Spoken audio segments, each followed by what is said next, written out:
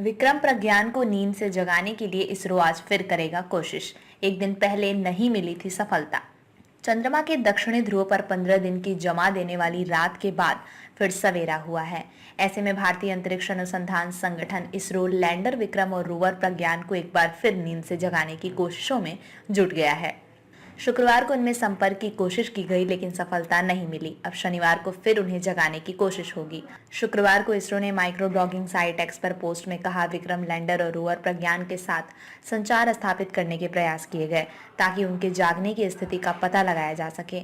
फिलहाल उनकी ओर से कोई संकेत नहीं मिले हैं।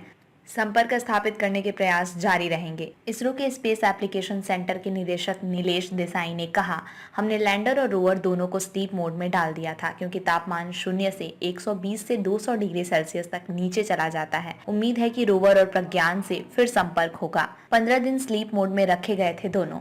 इसरो ने रोवर को 2 सितंबर और लैंडर को 4 सितंबर को स्लीप मोड में डाल दिया था, लेकिन विक्रम और रोवर को सुलाने से पहले इसरो ने उनके सौर पैनलों को इस तरह से रखा था कि चंद्रमा पर सुबह होते ही सूरज की सीधी रोशनी उन पर पड़े।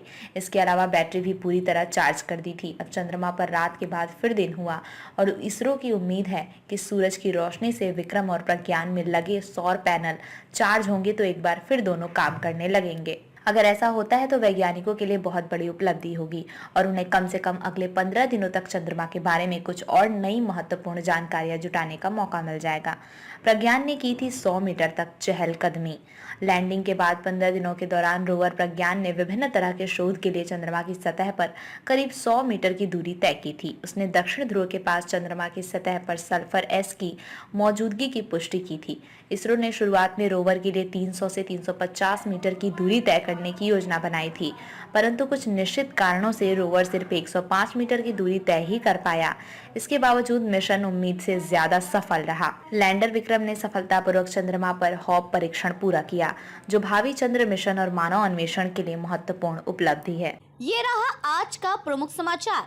आगे भी जुड़े रहिए हमारे साथ, क्योंकि हम फिर लेकर आएंगे सनसनीखेज एवं जनहितैषी खबरों का खजाना।